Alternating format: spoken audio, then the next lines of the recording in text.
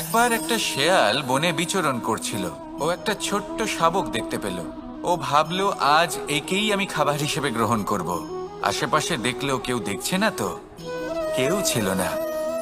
আর সেই শাবকের ওপর আক্রমণ করল, যা হলো একটা ঘোর অপরাধ। বনের নিয়ম অনুসারে আপনি কখনোই শাবকের ওপর আক্রমণ করতে পারেন না। তারপর এই খবরটা যখন রাজা সিংহ জানতে পারলেন, সভার আয়োজন করলেন। কিন্তু সেখানে শেয়াল বলল, আমি তো এরকম কিছু করিনি। কিন্তু যদি আপনি এরকম বলেন, কোনো প্রমাণ দিন, এর কোনো সাক্ষী আছে? তখন রাজা সিংহ পেঁচাকে ডেকে পাঠালেন, যে সেই মুহূর্তে বৃক্ষের শাখার ওপর বসেছিল। সে সব কিছু দেখেছিল। পেঁচা সব সত্যি কথা বলল, আর শেয়ালকে মৃত্যুদণ্ড দেয়া হলো। এবার এই কাহিনী আমি আপনাকে কেন শোনালাম? কারণ মানুষও কখনো কখনো এরকম কর্ম করেন যা শিয়াল করেছে। এটা ভাবেন কেউ দেখছে না, যখন আমি অনুচিত কর্ম করতেই পারি। কিন্তু না, আপনি যাই করুন না কেন, কেউ না কেউ অবশ্যই তা দেখছে। কোনো ব্যক্তি না হলেও কোনো প্রাণী, না হলে কোনো যক্ষ বা দেব বা প্রেত। যদি এনারা কেউ না দেখেন, তাহলে ধরিত্রী মাতা দেখেন, যেখানে দাঁড়িয়ে আপনি সেই কর্ম করছেন, তাই না? তাই একটা কথা সবসময় মনে রাখবেন, কে দেখছেন কে দেখছেন না সেই বিষয়ে ভাবা ছেড়ে দিন। এটা খুব সহজ কথা। আপনি যদি উচিত কর্ম করেন, উচিত ফল পাবেন। যদি অনুচিত কর্ম করেন, তাহলে আপনি অনুচিত ফল অবশ্যই পাবেন। সেই জন্য উচিত পথে চলতে থাকুন, উচিত কর্ম করতে থাকুন, আর আমার সাথে ভালোবেসে বলুন, রাধা রাধা। আমাদের হাতটা দেখুন। এই হাতে 5টা আঙুল আছে, যা ভিন্ন ভিন্ন ধরনের। একরকম কেন নয়? কারণ হলো, প্রত্যেকের নিজের নিজের গুরুত্ব আছে, নিজের নিজের মাহাত্ম্য আছে। এরা ভিন্ন, তাই একত্রিত হয়ে মুষ্টিবদ্ধ করা সম্ভব, যার দ্বারা আমরা আত্মরক্ষাও করতে পারি, আবার আক্রমণও করতে পারি। যদি 5টি আঙুল সমান হতো, তাহলে মুষ্টিবদ্ধ হতে পারত না, নিজেদের মধ্যে বিভ্রান্তির সৃষ্টি করত। এবার এরকমই কিছু আমাদের সংসারেও হয়। আমাদের দেশ, যেখানে একটি ভূমির ওপর ভিন্ন ভিন্ন ধর্মের মানুষ বাস করেন, ভিন্ন ভিন্ন জাতি, ভিন্ন ধর্ম, ভিন্ন ভাষা। কিন্তু যদি আমরা এটা ভাবি যে কিভাবে এই দেশকে কল্যাণের পথে নিয়ে যাওয়া যায়, কিভাবে এর বিকাশ করা সম্ভব, তাহলে আমাদের একত্রিত হওয়া শিখতে হবে। যেইভাবে 5টা আঙুল একত্রিত হয়, মুষ্টিবদ্ধ হয়, সেইভাবেই আপনার যে ভাষাই হোক, যে ধর্মই হোক, যে জাতি হোক না কেন, ঠিক আছে, আবশ্যক হলো আপনার নিজের কর্মভূমির সাথে, আপনার ধরিত্রীর সাথে যুক্ত থাকা, সাথে থাকা। তবেই দেশের উন্নয়ন সম্ভব। তবেই এই দেশ স্বতন্ত্র থাকবে, সফল হবে, আর এই মন প্রসন্ন হয়ে বলবে, রাধা রাধা। আমি অনেক সংখ্যক মানুষকে দেখেছি, তাদের কাছে অত্যাধিক জ্ঞান আছে, শিল্প আছে, ধন আছে, কীর্তি আছে, কিন্তু তারা এই সব কিছু নিজেদের কাছেই রাখেন, এই সমাজে বিতরণ করেন না। কারণ হলো ভয়। ওনাদের মনে হয় যে যদি আমি এই সব কিছু সমাজে বিতরণ করি, তাহলে সমাজ আমার শিল্প হোক, ধন হোক, জ্ঞান হোক, কীর্তি হোক, সবকিছু চুরি করে নিয়ে যাবে, আর তার বদলে আমি কিছুই পাবো না। এটা কিন্তু সত্য নয়। সত্য হলো এটাই যে যদি আপনি নিজেকে এই সংসারের প্রতি সমর্পিত করেন, তাহলে এই সংসার আপনার প্রতিও সমর্পিত থাকবে। আপনি শুধু ধন, জ্ঞান, কীর্তি, সম্মান পাবেন তাই নয়, বরং এই সমাজ আপনাকে নিজের চোখে হারাবে, মনের মধ্যে স্থান দেবে। তাই এই ভয় ত্যাগ করে দেখুন কিভাবে এই সমাজ আপনাকে প্রেম সমর্পণ করে। আসুন আমার সাথে ভালোবেসে বলুন, রাধা রাধা। সেই কখন থেকে এই পুস্তকটিকে দেখছি, কিন্তু এর থেকে আমি কোনো জ্ঞান লাভ করতেই পারছি না। এবার আপনি বলবেন যে আজ কেমন বিচিত্র কথা বলছি আমি। যদি এই পুস্তক থেকে আমাকে জ্ঞান লাভ করতে হয়, তাহলে শুধুই তাকিয়ে থাকলে হবে না। আমাকে এই পুস্তককে খুলতে হবে, পড়তে হবে, তাকে বুঝতে হবে, তবেই তো জ্ঞান প্রাপ্তি হবে। বড়ই সহজ একটা ব্যাপার, কিন্তু একে যাপন করা অত্যন্ত কঠিন, তাই না? আপনি নিজেকেই দেখে নিন। আপনার কাছে অনেক জ্ঞান রয়েছে। সহজ থেকে সহজতর জ্ঞানের কথা যদি বলি, আপনি এটুকু তো জানেন যে সত্যি কথা বলা ভালো কাজ, দান করা হলো পুণ্যের কাজ। আপনি জানেন যে পরিশ্রম করলে সাফল্য আসবে।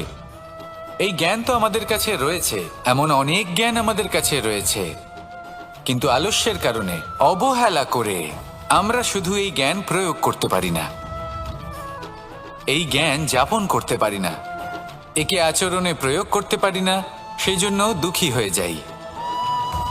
তাই আপনার কাছে যা যা জ্ঞান আছে, যা যা জ্ঞান আপনি লাভ করেছেন, সেই জ্ঞান যাপন করা শুরু করুন, জীবনে প্রয়োগ করতে শুরু করুন। এই মন প্রত্যেকটি মুহূর্তে প্রসন্ন থাকবে, আর লক্ষ্যপ্রাপ্ত করে এই মন বলবে, রাধা রাধা। এই ফল কি তা বলার কোনো প্রয়োজন নেই, এই ফল কতটা সুস্বাদু সেটাও বলার কোনো প্রয়োজন নেই। ধরুন এমন কোনো মানুষ আসলেন যিনি জানেন না এটা কোন ফল, তিনি এটা দেখে ভাববেন এ তো কাঁটার একটা গুচ্ছ মনে হচ্ছে, নিয়ে ফেলে দেবেন। সেখানে দ্বিতীয় কোনো ব্যক্তি যিনি বুঝদার, তিনি দেখবেন, ভাববেন যে প্রকৃতি এর গায়ে এত কাঁটা কেন দিয়েছে, অবশ্যই সুরক্ষার জন্য দিয়েছে, অর্থাৎ ভিতরে অবশ্যই অমূল্য কিছু রয়েছে।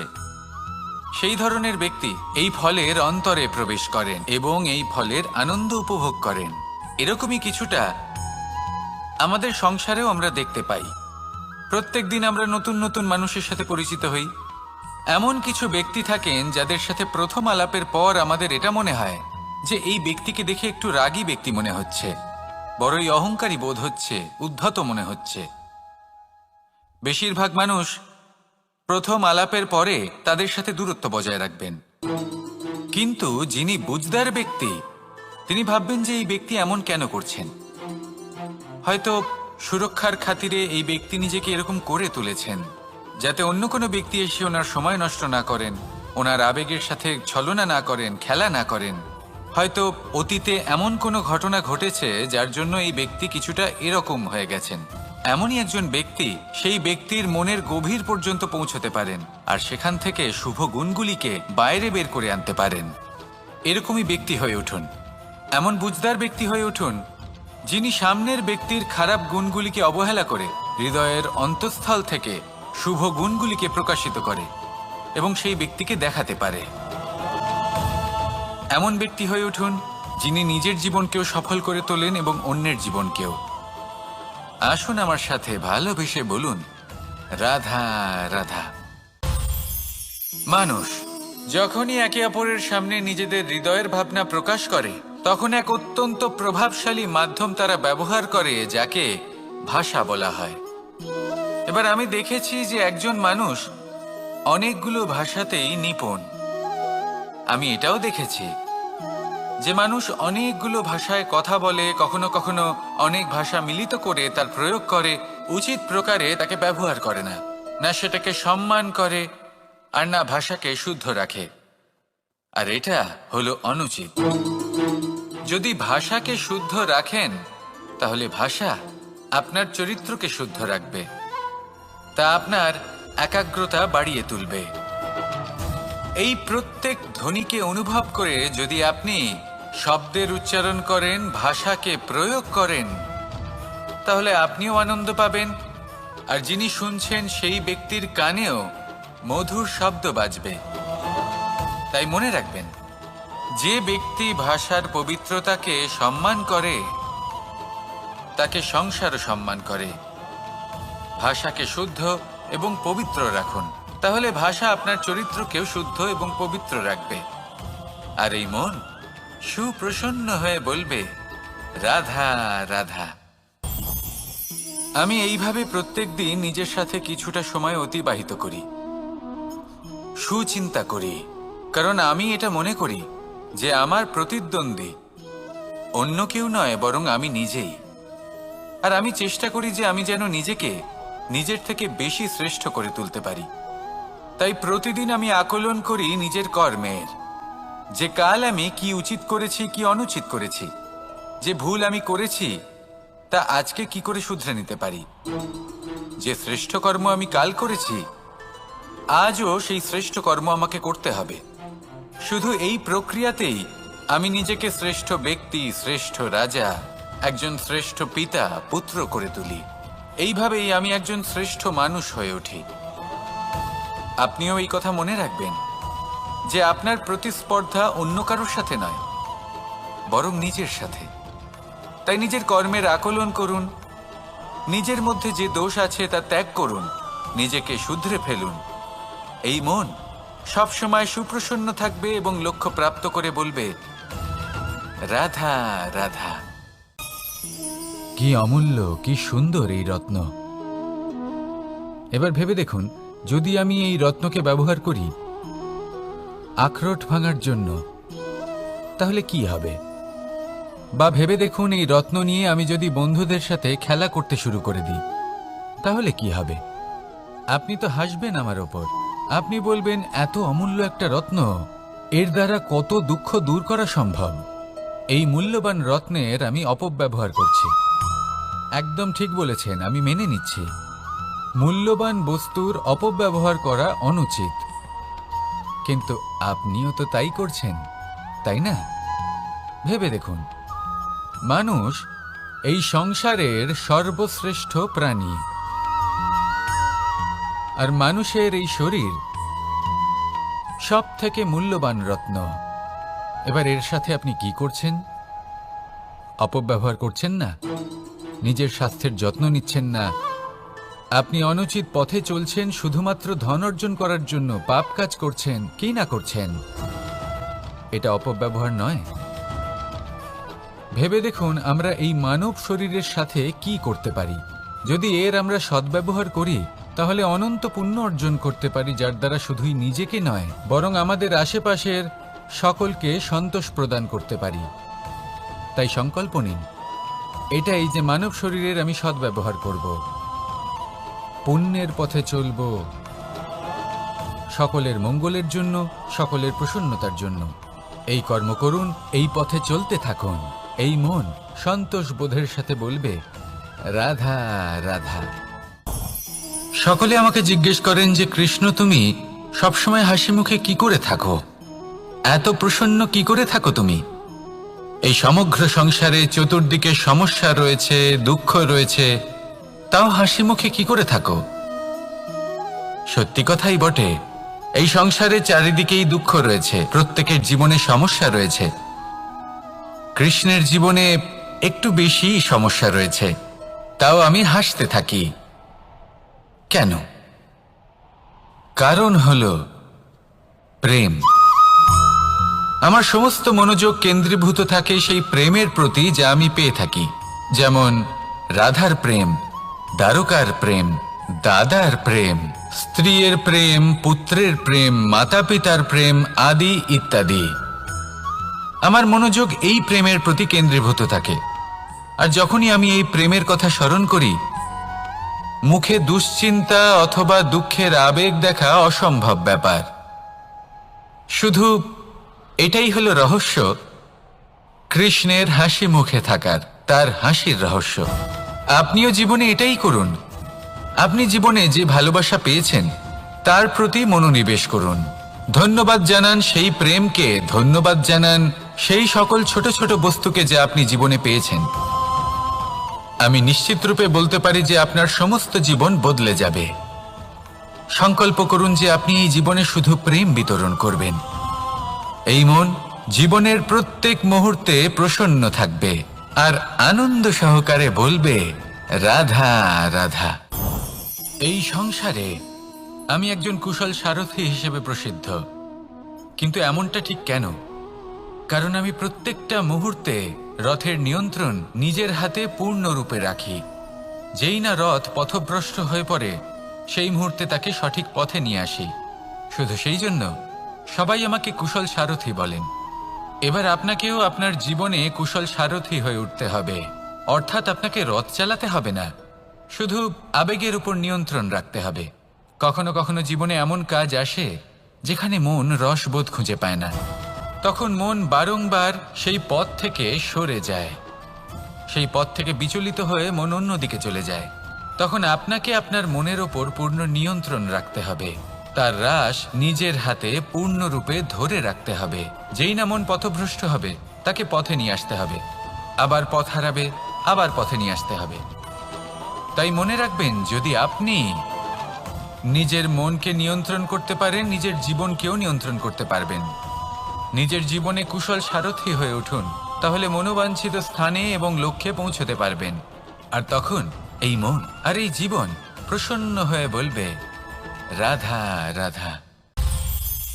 কেউ বলে জীবন খুব ক্ষণস্থায়ী, কেউ বলে জীবন হলো একটা সুন্দর স্বপ্নের মতো, আবার কেউ বলবে জীবন হলো এক কঠোর সত্য।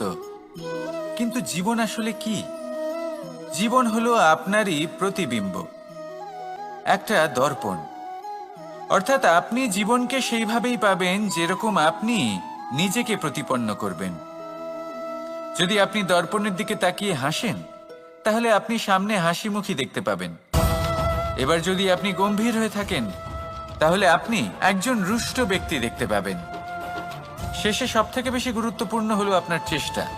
আপনাকে সবসময় চেষ্টা করতে হবে যাতে আপনি নিজেকে প্রসন্ন এবং ইতিবাচক মনোভাবে রাখেন।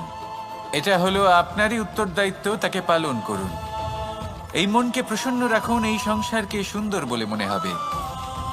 আর এই মন প্রসন্ন হয়ে বলবে, রাধা রাধা। এই সংসারে যখনই পাপের ঘোড়া পূর্ণ হয়, তখন ঈশ্বর অবতীর্ণ হন। দেখুন, যে ব্যক্তি পাপের সাথে লড়াই করে সবাই তাকে ঈশ্বর মনে করেন। এখানে বিষয় হলো সাহসের, বিষয় হলো লড়াইয়ের। এই সময় সর্বশ্রেষ্ঠ শিক্ষক, আর সময় তার সাথেই খেলা খেলে যে সর্বশ্রেষ্ঠ খেলোয়াড় হয়। সময় তাদেরই পরীক্ষা নেয়।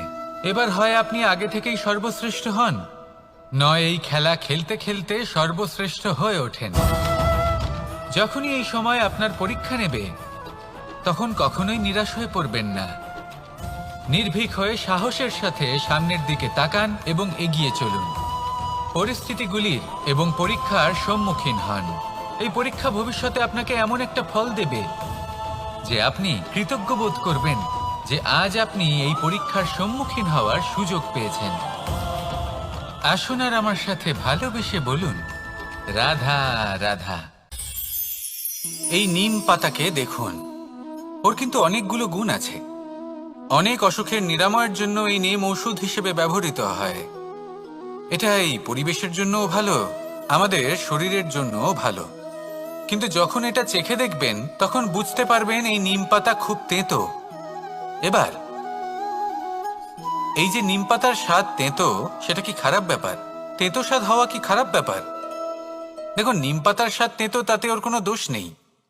ঠিক সেভাবেই আমের স্বাদ মিষ্টি, তাতে আমের কোনো মাহাত্ম্য নেই। কে নির্ধারণ করে যে কোনটা মিষ্টি আর কোনটা তেঁতো? জিহ্বা। আমাদের জিহ্বা আমাদের বুঝিয়ে দেয় যে কোনটা মিষ্টি আর কোনটা তেঁতো, আর আমাদের এই জিহ্বার মিষ্টি পছন্দ। ঠিক সেভাবেই যদি আপনি নিমের মতো হন, আপনার মধ্যে অনেক ভালো গুণ আছে, আপনি জানেন, আপনি সৎকর্ম করতে চান আর করতেই থাকছেন। কিন্তু এমন কোনো ব্যক্তি আছেন যে আপনাকে ঠিক বুঝে উঠতে পারছেন না। কোনো ব্যক্তি হয়তো আপনাকে ততটা সম্মান করছে না, তাহলে এতে আপনার কোনো দোষ নেই। আপনি নিজের কর্ম করতে থাকুন। যদি সমস্যা বা দোষ কিছুতে থাকে, তাহলে সেই ব্যক্তির পরখ করার ক্ষমতায় আছে। আপনি শুধু নিজেকে বিকাশের পথে নিয়ে যান, সৎকর্ম করুন, আর আমার সাথে ভালোবেসে বলুন, রাধা রাধা। সংসারে সকলের মনে বাসনা থাকে তারা যেন ধন অর্জন করতে পারেন। সবাই তার জন্য চেষ্টাও করেন। একটি অত্যন্ত ছোট শিশুও যখন সে কোনো উপহার পায়, তার থেকে সে অবশিষ্ট ধন সঞ্চয় করতে চেষ্টা করে। কারণ আমরা ভাবি যে সংগ্রহ করলে আমরা ধনী হয়ে উঠতে পারবো, ধনবান হয়ে উঠতে পারবো। এবার এটাই কিন্তু গুণের ক্ষেত্রেও প্রযোজ্য। যদি আপনারা জীবনে গুণবান হতে চান, তবে সংগ্রহ করার কোনো প্রশ্নই নেই। আপনাকে শুধু সম্পত্তি খরচ করতে হবে। আমি ধনের কথা বলছি না, আমি এই সংসারের সবথেকে মূল্যবান সম্পত্তির কথা বলছি। সেটা হলো সময়।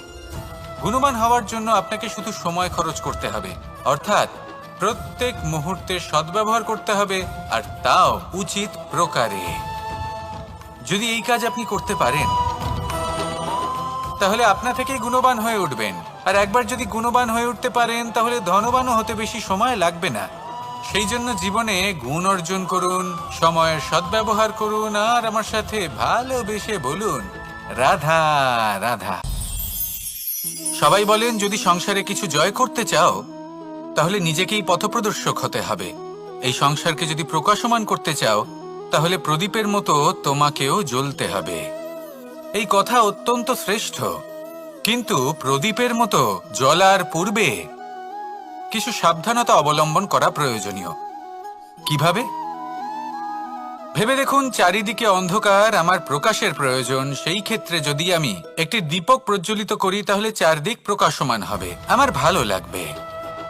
কিন্তু ধরুন মাথার উপর কড়া রোদ আর তার মাঝে আমি একটি প্রদীপ জ্বালাতে শুরু করলাম, তখন কি হবে? আমি নিজেই বুঝতে পারবো যে আমি মূর্খামি করছি। মাটির প্রদীপ, তেল, প্রচেষ্টা, সময়, এই সব কিছু নষ্ট করছি। সেই জন্য মনে রাখবেন, জীবনে পরিশ্রম করা প্রয়োজনীয়, কিন্তু পরিশ্রম কোথায় করতে হবে, কতটা করতে হবে, সেটা মাথায় রাখা আরো প্রয়োজনীয়। আসুন আমার সাথে ভালোবেসে বলুন, রাধা রাধা। ক্ষমা একটা অত্যন্ত সুন্দর শব্দ, আমার খুব প্রিয় শব্দ, কিন্তু এই ক্ষমা কখন আর কিভাবে প্রয়োগ করতে হবে সেটা বোঝা প্রয়োজনীয়। এক, যদি আপনি কোনো অন্যায় করেন আর ক্ষমা না চান, ক্ষমা প্রার্থনা না করেন, ক্ষমা চাওয়া থেকে এড়িয়ে যান, তাহলে তাতে আপনারই ক্ষতি হবে। কিভাবে? ক্ষমা না চাইলে মনের মধ্যে অহংকার জাগ্রত হয়, আর অহংকার তো প্রকৃত অর্থে আমাদের ক্ষতিই করে। দুই, কেউ যদি অপরাধ করেন, আপনার থেকে ক্ষমা না চান, তাহলে তাকে ক্ষমা করবেন না। ক্ষমা হলো অত্যন্ত অমূল্য, আর না চাইতেই কাউকে ক্ষমা দান করা এটা উচিত নয়। তিন, যদি কেউ আপনার সাথে অনুচিত কিছু করেন, অপরাধ করেন, আর আপনার থেকে ক্ষমা চান, তাহলে তাকে ক্ষমা করে দিন। তাতে আপনার অন্তরের করুণাবোধ জাগ্রত হবে, প্রেম জাগ্রত হবে, আর তা আপনার জন্য শুভ হবে। চার, যদি আপনি নিজে কোনো অপরাধ করেন তাহলে অবশ্যই ক্ষমা চাইবেন, তাতে আপনারই লাভ হবে। কিভাবে? সামনের ব্যক্তি আপনাকে ক্ষমা করুক বা না করুক, আপনার অন্তরের অহংকার ক্ষীণ হবে, আর এই মন আরো নির্মল হয়ে উঠবে। এই ক্ষমা অত্যন্ত অমূল্য, ভেবেচিন্তে একে ব্যবহার করুন, আর আমার সাথে ভালোবেসে বলুন, রাধা রাধা। আমি এখানে একা এই বনে বসে আছি, বাঁশি বাজাচ্ছি। কার জন্য? কে আছেন এখানে? কেউ নেই। আমার প্রজা, আমার রাজ্য, আমার পরিবার আমার থেকে অনেক দূরে আছেন। আমি এখানে একা এই বনে বসে এই আকাশের এই রঙের, গাছের এই সব ফলের, মাটির সুবাসের আনন্দ উপভোগ করছি। কেন? আমি হলাম দ্বারকাধীশ। এমন কি রাজকীয় বা ভৌতিক সুখ রয়েছে যে আমি ওখানে পেতে পারি না? সবকিছুই পেতে পারি, তাও এখানে বনে একা বসে আছি। কোন সুখ খুঁজে চলেছি? একা থাকার সুখ। আমরা প্রত্যেক দিন অনেক মানুষের সাথে, চিন্তাধারার সাথে, কর্মের সাথে, পরিস্থিতির সাথে, সুখ দুঃখের দ্বারা বেষ্টিত থাকি। জীবনের এই চক্রে আমরা জড়িয়ে পড়তে থাকি। যতই আমরা এই সমস্যার সমাধান করি, আমরা ততই এতে জড়িয়ে পড়ি। আমরা এতটাই জড়িয়ে পড়ি যে যখন আমরা আয়নায় নিজেদের দেখি তখন আমরা নিজেদের চিনতেই পারি না। এমন মনে হয় যেন আমরা নিজেদের হারিয়ে ফেলেছি। সেই জন্য প্রত্যেক দিন আপনি কিছু সময় নিজের সাথে কাটান একান্তে। এটা অত্যন্ত আবশ্যক। নিজের অস্তিত্বের গভীরে গিয়ে দেখতে শিখুন, নিজেকে বুঝুন। অদ্ভুত শান্তির অনুভূতি হবে। যেমন এই বায়ু, এই বৃক্ষ, এই পুষ্প, এই নিসর্গ, এদের মতো আপনিও কখনো একলা হতে শিখুন। কখনো নিসর্গের একটা অংশ হয়ে দেখুন। এই মন প্রসন্ন হয়ে বলবে, রাধা রাধা। বাহ, পুষ্পের সুবাস আমার খুব ভালো লাগে। অত্যন্ত সুন্দর হয় এই পুষ্প। এইভাবে চারিদিকে পুষ্প দেখে মন আনন্দিত হয়ে ওঠে। এবার আপনারা ভেবে দেখুন, আমার চারিদিকে পুষ্প নয়, আগুন আছে। তাহলে কি হবে? আমার শরীর কি জ্বলে যাবে না? অবশ্যই জ্বলবে। শরীরকে কি আগুনের তাপ সহ্য করতে হবে না? অবশ্যই সহ্য করতে হবে। এটাই হলো প্রকৃতির নিয়ম। এই নিয়ম কিন্তু আমরা সবাই জানি, কিন্তু আমাদের মধ্যে বেশিরভাগ মানুষ এই বিভ্রান্তি নিয়ে বাঁচি যে এই যে প্রকৃতির নিয়ম, তা আমার ওপর প্রযোজ্য নয়। তা কিন্তু নয়। আমাদের চতুর্দিকে এই যে নিসর্গ রয়েছে, আমরা তার কতটা ক্ষতি করি সেটা একবার ভেবে দেখুন। আমরা বনাঞ্চল জ্বালিয়ে দিই, বায়ু দূষিত করি, জল দূষিত করি, প্রাণীদের হত্যা আমরা করি। কেন? এই নিসর্গ আমরা নষ্ট করি, যদিও আমরা জানি যে আমরাও হলাম এই নিসর্গেরই অংশ। এবার দেখুন, শরীরের কোনো অংশে যদি আগুন ধরান, আস্তে আস্তে সমস্ত শরীরও জ্বলে যাবে। সেইভাবেই নিসর্গ যদি নষ্ট হয়ে যায়, তাহলে মনুষ্য জাতিও নষ্ট হয়ে যাবে। তাই এই যে নিসর্গ আপনি দেখছেন, এই পুষ্প, এই বৃক্ষ, বায়ু, জল, এদের সকলকে রক্ষা করুন, নষ্ট নয়। মনে রাখবেন, যদি নিসর্গ থাকে মানুষ থাকবে, যদি নিসর্গ থাকে তাহলেই জীবন থাকবে। আসুন আমার সাথে ভালোবেসে বলুন, রাধা রাধা। ওমা, এ কি? আমি কখন থেকে এখানে অপেক্ষা করছি, হাত পেতে দাঁড়িয়ে রয়েছি যাতে একটা ফল আমার হাতে এসে পড়ে এবং সেটা আমি খেতে পারি। কখন থেকে অপেক্ষা করছি, কিন্তু সেটা হচ্ছেই না। এবার আপনি বলবেন যে এসব কি বলছি, এ কি অদ্ভুত কথা বলছি।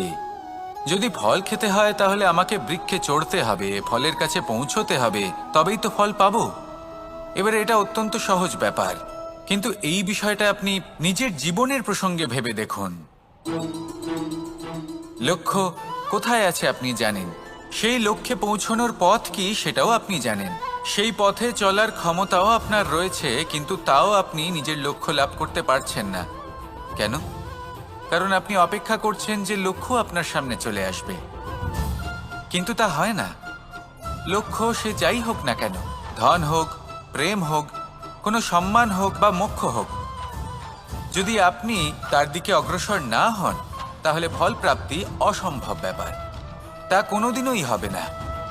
সেই জন্য আপনার চোখের সামনে আপনি যদি নিজের লক্ষ্যকে দেখতে পান, তাহলে উঠুন এবং সেই দিকে অগ্রসর হতে শুরু করুন। নিজের অন্তরের সকল অশুভ গুণ দূর করুন, অলসতা ত্যাগ করুন, অজ্ঞানতা ত্যাগ করে দিন এবং চলতে থাকুন। অবশ্যই মনোবাঞ্ছিত ফল লাভ করতে পারবেন। মনে রাখবেন, চলতে থাকলে তবেই লক্ষ্য প্রাপ্তি হবে। অপেক্ষার দ্বারা শুধুমাত্র মৃত্যু লাভ হবে। আসুন আমার সাথে ভালোবেসে বলুন, রাধা রাধা। আমি দ্বারকাধীশ এবং আমার সভাতে বিভিন্ন সময় বিভিন্ন ধরনের মানুষ আসেন, নিজেদের দাবি নিয়ে, নিজেদের ইচ্ছে নিয়ে। কখনো কেউ ভোজন চান, আবার কখনো কেউ ওষুধ, কখনো কেউ বস্তু চান, কেউ আবার চান বস্ত্র। কারোর জ্ঞান চাই, কারোর ধন চাই, আবার কারোর বাসস্থান। অনেক সময় আমি এই অনুরোধ, এই ইচ্ছে পূর্ণ করি না।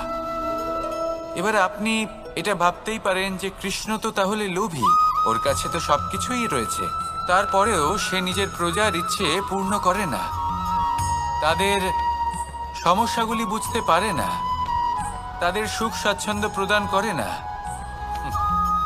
আসল সত্য হলো এটাই যে কোনো সবল ব্যক্তি, যে কোনো গৃহস্থ ব্যক্তি যে কাজ করতে সক্ষম, তার পরিশ্রম দ্বারাই নিজের প্রয়োজনগুলি এবং ইচ্ছেগুলি পূরণ করা উচিত। এটা অত্যন্ত প্রয়োজনীয়, আর এগুলো তিনি করতে পারেন শিল্প, ব্যবসা, আচরণ অথবা জ্ঞানের ভিত্তিতে। এই পথে চলতে হবে, পরিশ্রম করতে হবে, তবেই সে কিছু অর্জন করতে পারবে। এবার এমন কোনো ব্যক্তি যার এই সব কিছুতে কোনো রুচি নেই, যে কিছুই করতে চায় না, সে কিছুই অর্জন করতে পারবে না। এবার এরকম কোনো ব্যক্তিকে যদি আমি কোনো বস্তু প্রদান করি, তাহলে কি হবে? সে পরাধীন হয়ে যাবে, আর সেটা উচিত হবে না। তাহলে কি করা উচিত? তাকে পথ দেখানো। তাকে বোঝাতে হবে যে কোন পথে চলে তুমি নিজের লক্ষ্য প্রাপ্ত করতে পারবে। শিল্প, জ্ঞান, আচরণ এবং ব্যবসা এই পথে কিভাবে চলে সেটা শেখাতে হবে। আর আমি সেটাই করি। তার ফলে কি হয়? ব্যক্তি স্বাধীন হয়ে যায়। সংসারে সে যা চাইবে তাই প্রাপ্ত করতে পারবে। কখনো কারোর থেকে কিছু চাইবার প্রয়োজন পড়বেই না। এই কথাটা সবসময় মনে রাখবেন। যখনই দান করবেন তা ভাবনা চিন্তা করে এমনভাবে দান করবেন যাতে সামনের ব্যক্তি স্বাধীন হতে পারেন, পরাধীন নয়। আসুন আমার সাথে ভালোবেসে বলুন, রাধা রাধা।